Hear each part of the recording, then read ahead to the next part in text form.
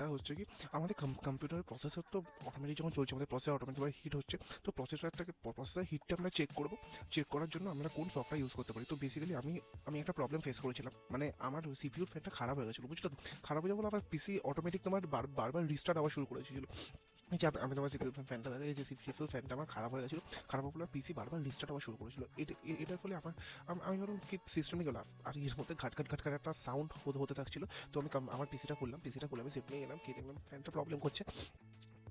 এবার এটার জন্য সিম্পলি তুমি তোমার কম্পিউটারে একটা সফটওয়্যার আছে যেটাতে তুমি চেক করতে পারো, সেটার নাম হচ্ছে কোড টেপ। আমরা সিম্পলি তোমার এখানে যাবো, সিম্পলি এখানে গিয়ে লিখবো হচ্ছে কোড টেপ। কোড টেম্পে ক্লিক করলাম। কোড টেম্পে ক্লিক করার পর তোমরা এই ফার্স্টের যে লিঙ্কটা দেখছো, এই লিঙ্কটায় ক্লিক করবে। ক্লিক করার পর এই যে অ্যাপটা চলে এলো, এখানে ডাউনলোড বলে অপশনটা আছে, এই ডাউনলোডে গিয়ে সিম্পলি ক্লিক করবে।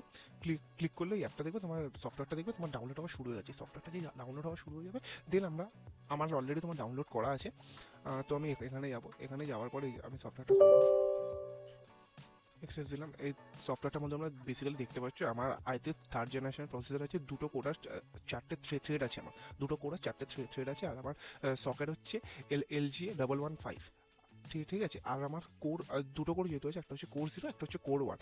আমার কোর কোর 0 মানে তোমার মিনিমাম হচ্ছে 34 ডিগ্রি সেলসিয়াস, আর ম্যাক্সিমাম হচ্ছে 54 ডিগ্রি সেলসিয়াসের মধ্যে। আমার এই 51 যাচ্ছে, আর 53 এর মধ্যে দেখছো দুটো করছি। এখানে মিনিমাম আর ম্যাক্সিমাম তোমার কোর আমার কত পাওয়ার কনজাম্পশন করতে পারে এইটা দিয়ে দেওয়া আছে।